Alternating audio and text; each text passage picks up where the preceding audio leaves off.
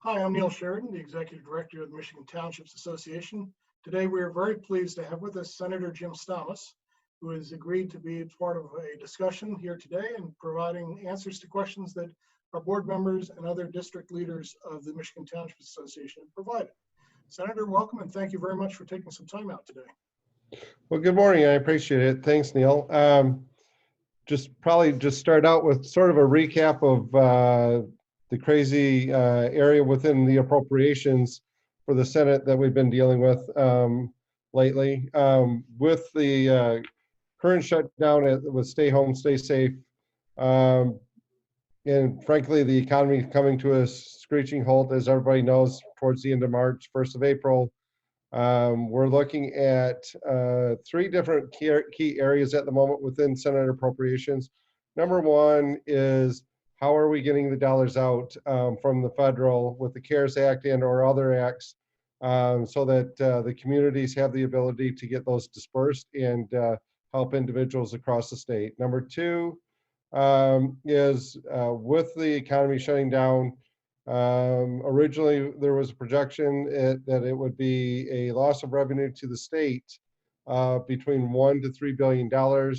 Current estimates, because of the additional time now with stay home, stay safe, we're expecting somewhere closer to $3 to $3.5 billion in the current year, with 7 months into the year.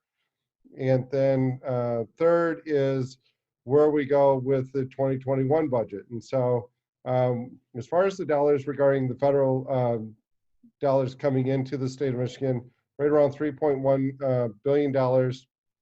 Some of that has gone out, a lot of it hasn't. And so we, at the beginning of March, with the supplemental that went out, had frankly given the governor 90 days to get those dollars out without having to deal with the legislature. So, up until June, she does have the ability to make an executive decision on those federal dollars and when they can go out and how they are dispersed, as long as they meet the federal requirements. And so, but we're also looking at, with some of those dollars still not going out, where do we go? Why aren't they going out?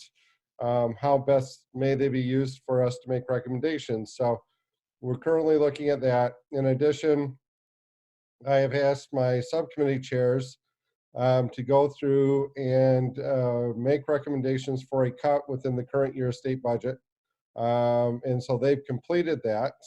And quite honestly, it's ugly. And I pray that we don't have to do a lot of the recommendations and or areas, but we're somewhat limited as well within the executive order being 7 months in. Some dollars have gone out, others haven't. And so we're trying to make sure to make adjustments. We're pushing very hard with the state budget office that we start negotiations now on a negative executive order. We've had preliminary discussions on a timeline and a few discussions on possibly when we'll start talking about this, but we've not had a lot of success at the moment moving forward in direct conversations on a negative executive order coming from the governor.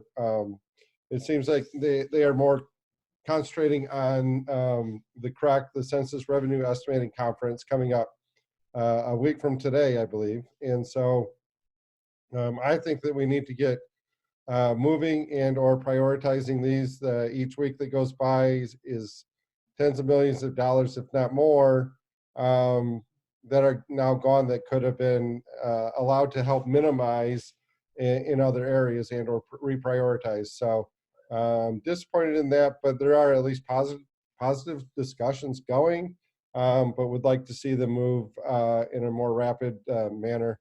In addition to that, subcommittees are now starting to meet again within the legislature regarding 2021 budget. And so we will begin probably next week having some of the subcommittees, and the full approach will likely meet on Wednesday as well. Our current goal is to still put forward a budget by July 1st as required by statute. It will make it very challenging. Current projections are loss of revenue of almost $4 billion out of next year's budget. And again, the longer it goes and the longer it takes to get the economy going, the more challenging it's going to be. So we will continue to move forward with best practices and trying to figure out where we go directly with that. Having the July 1st as our current goal means that, because normally we would have reported by April of 23rd from subcommittee, probably would have now kicked it out full approach and either be in the chamber or over to the House at this point. These actions will be accelerated once we get going again. And so, I would take the opportunity this week or at least next week and continue to talk to the subcommittee chairs.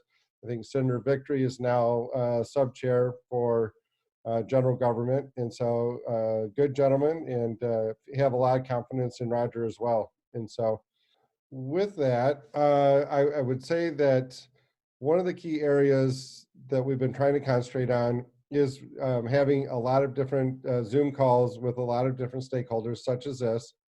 As many of you will unfortunately recall, in 2009, 2010, at the peak of the Great Recession, we went through a lot of challenging times as well. Now, the difference between the Great Recession and this is that by 2009, 2010, we had 6 to 7 years of knowing where the economy was going, knowing and continuing to see it decline, and a full expectation that something was going to have to be done, because frankly, the gimmicks were done by 2010 with everything that was had been occurring. And so there was an expectation, and many had the opportunity sort of to see and or somewhat plan based on what was going on.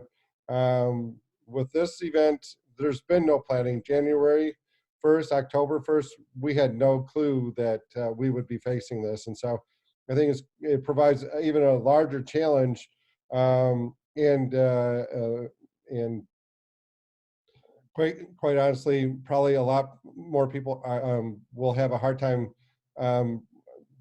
grasping the amount of actual impact $3 billion lost to the state is. I have been working on trying to get an estimate. I spoke with both the Treasurer and Senate Fiscal this week, trying to get an idea also on sales tax loss.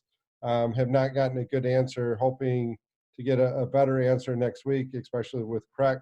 But as many of you are aware, on sales tax, the reporting has been delayed a little bit, obviously substantially down, but also even the income tax and or other taxes, the reporting and filing has been delayed until July as well. So that is even more of a challenge to get an accurate accounting of what's really going on in the economic world. And so with that, I got to give a good shout out to Mr. Beeson over there with the pizza store in his background. So thank you, Kevin. I appreciate that.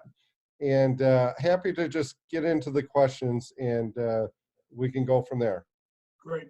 And I want to thank you again for being with us. You are an ideal person to understand the needs of townships. You served on a township board. You were a county commissioner there in Midland. Your district doesn't have the most townships of any senatorial district, but it comes very close with 110. When we look at these different issues, the key question that our members have raised with us is really about the constitutional revenue sharing. This is a deep concern for them because it represents so much of most townships' budgets, and especially our townships depend on it as the key source. What are your thoughts on where constitutional revenue sharing is likely to go? So, and that's a huge question. I mean, if we look at just gas prices, let alone the loss of sales to the food establishments, the hotels, especially food establishments, and other places where we do collect the sales tax that does go towards constitutional revenue sharing, there's probably been a whole lot more increase in Amazon and other things, but I don't foresee it making up for the loss. And so, as I said, spoke with both the state treasurer and Senate fiscal this week. I don't have a good idea where the current numbers are. So again, hopefully we'll have a better idea near CREC, next week with some of that. But again, with everything being delayed, especially reporting, it's making it very, very challenging to even have a good projection. And so I'm concerned with CREC. There are many items, there's several items that can be triggered based on the negative revenue. And so we're trying to figure out what is the best avenue with that. I think it is going to be, at least unconstitutional, substantially impacted, but I don't have a good idea of what it will currently be. And so I wish I had a better idea. Hopefully I know Judy and others will keep an eye on that as we see CREC release its numbers. But at the moment, I don't have a real good grasp on it, and I apologize. Understood. You've mentioned CREC a couple of times for our viewers. That's the Consensus Revenue Estimating Conference, and is one of the most important tools for coming together on across the different stakeholders, understand what those numbers should be. We're a little concerned when we look at it. There's so many certain uncertainties about where we are today. Is it possible that there would be a second meeting held perhaps in August to update the numbers? There is definitely some consideration for a third census revenue estimating, and likely in August is currently the thought. And so, I think that you're spot on about that discussion. I think they're first trying to just get through the current one, I think they will begin starting to work on that discussion next week, leading to Friday's CREC, and then once they get through that, we'll probably hear more. But I really think that we're going to need a third one, whether it's in August or frankly, it may have to be as late as September, just for the fact that, with another extension through the 28th, and fewer and fewer businesses still being opened, especially that generate sales tax and other revenue for the state. It's a challenge. Okay. To their credit, the federal government worked on a bipartisan basis very rapidly for the CARES Act and has sent nearly $4 billion to Michigan. And of that, $800 million have already been distributed to the 5 largest cities here in Michigan. With our colleagues at the Michigan Municipal League, Michigan Association of Counties, MTA has called for the governor to do really more rapidly a distribution of those funds down to our local units. Our staff are being furloughed at different township offices. We're providing services without the funds to be able to support them, for instance, first responders. And we're kind of curious whether you're, as a leader of the legislature, are you going to be seeing the legislature really step up and push to help distribute those funds to our townships and other localities? Sure. Well, the legislature has been pushing for nearly a month, asking the governor to get some of those dollars out. We are reviewing, now that we're back in session, what are our options. Those dollars are there. I think part of the thought, is that they're hopeful. I think the governor is hopeful that the federal government will allow them to use those as revenue loss if they were not spent. And I think that it's more important to be getting those dollars out to the communities. So we certainly have been pushing and asking for many of those to be done. But yes, we are looking to take a more assertive role now that we're back in session, and hopefully, we'll have full approach next week and see where we can go with that as well. Thank you. That would be very reassuring, I think, to many of our members. On a national basis, we are members of a national association of towns and townships, and have been working there too to try and encourage any future rounds to include better directed funds to locals, or to perhaps push for CARES Act funding to be better distributed. On the subject of the state budget, I'm sorry, go ahead. No, I was just going to add to that. You're right. I think that's part of the governor's thought is that, if those are unspent dollars, then they can be used as revenue, through the CARES Act, which is why I don't think they're going out as quickly as they probably could be and or should be. In addition to that, the feds have been talking about the an additional revenue sharing possibly, but they're hot, they're cold. The other concern with the federal government doing another round of it, and if it does include revenue, as we've seen with many of this, and what we've always seen is what are the restrictions, what are the requirements, and is it really possibly worth it, right? And so that's a challenge as well. You mentioned that we're looking at, in total, between this fiscal year and next fiscal year, almost $8 billion in the deficit, and that you've mentioned that the difficult choices are coming. Do you see how would you characterize the balance of power in making these choices between the legislature and the governor? You mentioned her executive orders, negative executive orders. What do you think is most likely to be occurring, and how would that affect the ability of the townships to operate? So once they have the correct, I believe that the governor will issue will have the Treasury Department issue a negative revenue statement.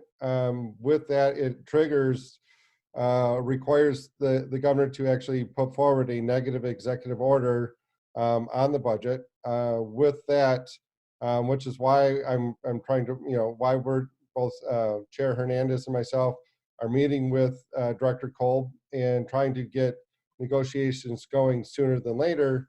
Is, we want to make sure that we have a strong voice and look at it. It's just not one-sided with the governor's recommendations as well, which is also why we're having meetings like this to make sure our stakeholders know to reach out to your legislators as well, as we move forward with that.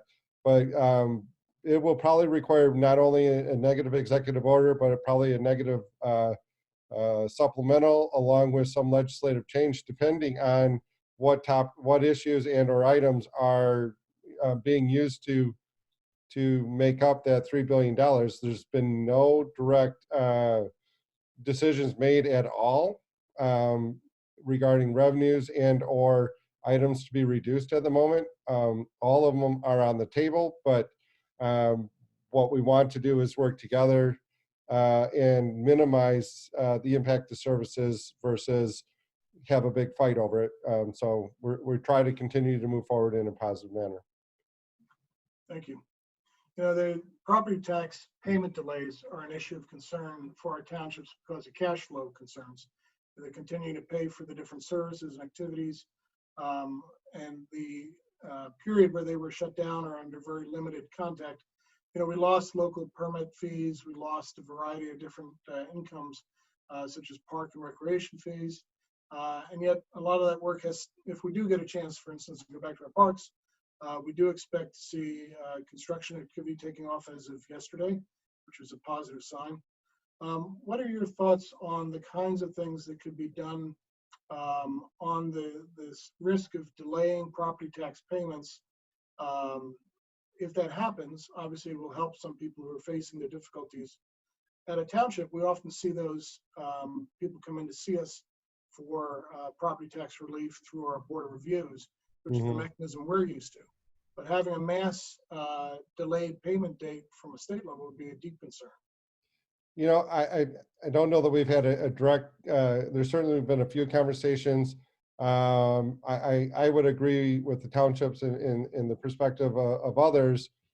Delaying the payment, it may be a substantial challenge. I think what we may want to try to do, again, this is me talking, it is not something that's been brought up in committee and or put forward, but is possibly working with them on the penalties if it's not, but trying to achieve as many, having them paid on time as possible to help the locals and communities as well.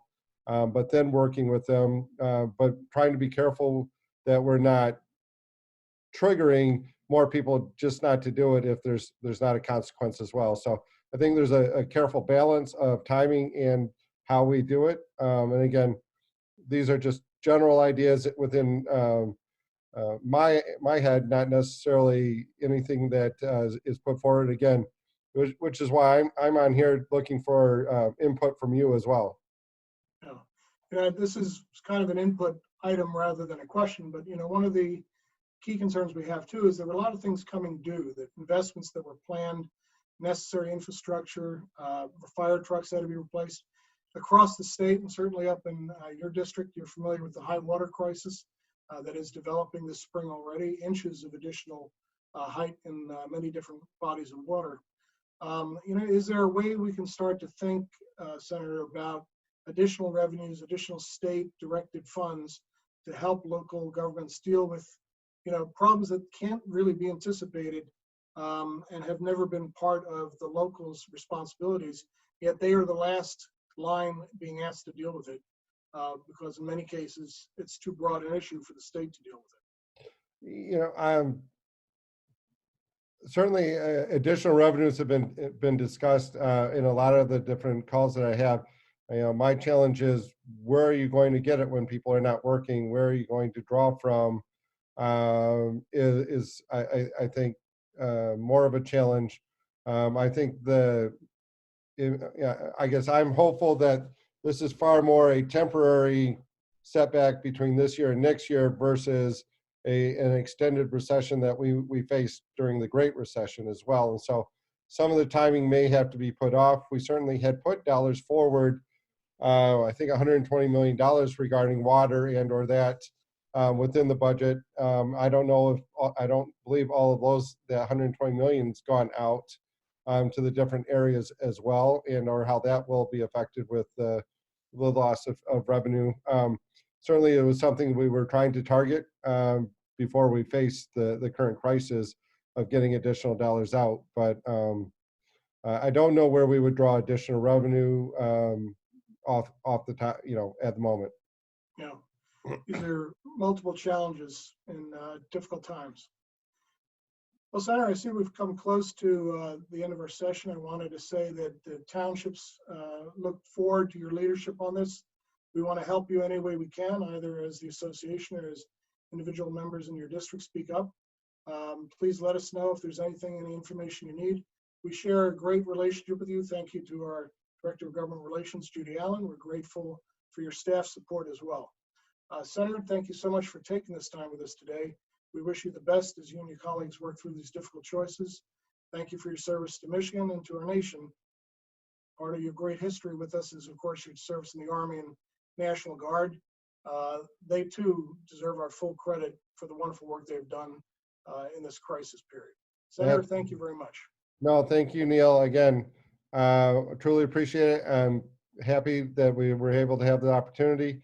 I would just stress it is vital to be reaching out. As I see so many on here that I've met and talked to and worked with over the years from my townships as well. And so I want to say thank you to them, but I would stress if there's a time for government relations and or your members to be active talking to their senators and representatives, it would be a call to action now. On top of, quite honestly, a call to action as you've been working on for the, with the governor, with where we go with this as well. So I appreciate it. I look forward to continuing to work with you guys. Together we'll get through this. Only together will we get through this. And so I appreciate it. Stay safe and stay healthy. Good to see everybody. Thank you very much, Senator. Thank you. Thank you.